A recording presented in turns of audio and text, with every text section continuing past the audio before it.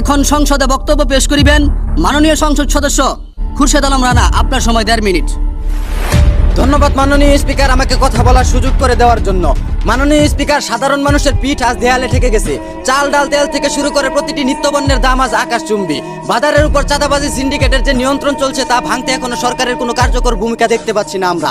নিম্নবিত্ত ও মধ্যবিত্ত পরিবারগুলো ঠিকমতো 3 বেলা ভাত খেতে পারছে না। মাননীয় স্পিকার, আমি বর্তমান সরকারের কাছে অনুরোধ করব, বাজার মনিটরিং ব্যবস্থাকে লোক দেখানো না করে চাঁদাবাজি ও সিন্ডিকেট করা ব্যবসায়ীদের জন্য আইনের আওতায় আনা হয়। আমি আরো বলতে চাই মাননীয় স্পিকার, আমাদের উচ্চ শিক্ষিত যুব সমাজ কর্মসংস্থানের অভাবে আজ হতাশ। একদিকে হাজার হাজার পদ খালি পড়ে আছে, অন্যদিকে নিয়োগ প্রক্রিয়ায় দুর্নীতি থাকার কারণে মেধাবীরা পিছিয়ে যাচ্ছে। তরুণদের এই মেধা যদি আমরা কাজে লাগাতে না পারি মাননীয় স্পিকার, তাহলে ভবিষ্যতে এই দেশ কখনো উন্নতির ছোঁয়া পাবে না। সিঙ্গাপুর, মালয়েশিয়ার মতো দেশ স্বাধীনতার 20 থেকে 40 বছরের মধ্যে উন্নত রাষ্ট্রে পরিণত হয়েছে, আর আমরা স্বাধীনতার 54 বছর পেরিয়ে গেলেও এখনো কোনো উন্নতির ছোঁয়া পাইনি মাননীয় স্পিকার।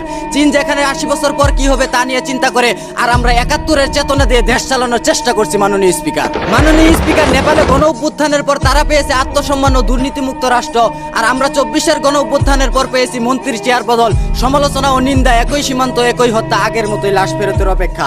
ভারত যেখানে আমাদের দেশের উপর মিসাইল পরীক্ষা করে, আর তা নিয়ে আমাদের দেশীয় বুদ্ধিজীবীরা ফেসবুক, টিকটক, ইউটিউবে যুদ্ধ করে।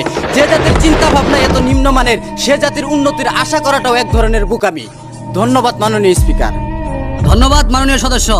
এখন বক্তব্য রাখবেন মাননীয় সংসদ সদস্য আব্দুল্লাহ আল মামুন। আপনার সময় 2 মিনিট। ধন্যবাদ মাননীয় স্পিকার। বাংলাদেশ হলো একটি কৃষি প্রধান দেশ। যে কৃষক রোদ বৃষ্টি জ্বর মাথায় নিয়ে আমাদের মুখে অন্ন তুলে দিচ্ছে, সেই কৃষকরা আজ সবচেয়ে বেশি অবহেলিত। চাষের মৌসুমে সিন্ডিকেটের কারণে কৃষকরা সরকার নির্ধারিত দামে সার বীজ পায় না। কালোবাজারে চড়া দামে সার বীজ কিনতে গিয়ে কৃষকরা ঋণগ্রস্ত। মাননীয় স্পিকার, কৃষকরা মাথার ঘাম পায়ে ফেলে ফসল ফলায়, অথচ ধান বিক্রি করতে গেলে কত তাল বাহানা দেখতে হয়। কাঠাপ্রতি 1600 টাকা খরচ করে ধান বিক্রি করতে হয় 700 থেকে 800 টাকা মন, যেখানে সরকার নির্ধারিত মূল্য করে দিয়েছে 1400 টাকা করে। মাননীয় স্পিকার, বড় বড় শিল্পপতিরা হাজার হাজার কোটি টাকা ঋণ খেলাপি হলেও তাদের কিছু হয় না, অথচ কয়েক হাজার টাকা কৃষি ঋণের জন্য কৃষকদের নামে মামলা হয়, তাদের কোমরে দড়ি বেঁধে জেল হাজতে নেওয়া হয়। এটা অত্যন্ত লজ্জাজনক মাননীয় স্পিকার। মাননীয় স্পিকার, আমাদের দেশে রাস্তা বা ব্রিজ তৈরি করতে যে পরিমাণ খরচ দেখানো হয় তা উন্নত দেশগুলোর চেয়েও কয়েক গুণ বেশি। এই বাড়তি টাকা কার পকেটে যাচ্ছে, কে খাচ্ছে তার কোনো হদিশ নেই। ব্যাংক খাতে সাধারণ মানুষের টাকা আজ গুটি কয়েক মানুষের পকেটে চলে যাচ্ছে। বিদেশে টাকা পাচার করাটা এখন ডাল ভাতে পরিণত হয়েছে।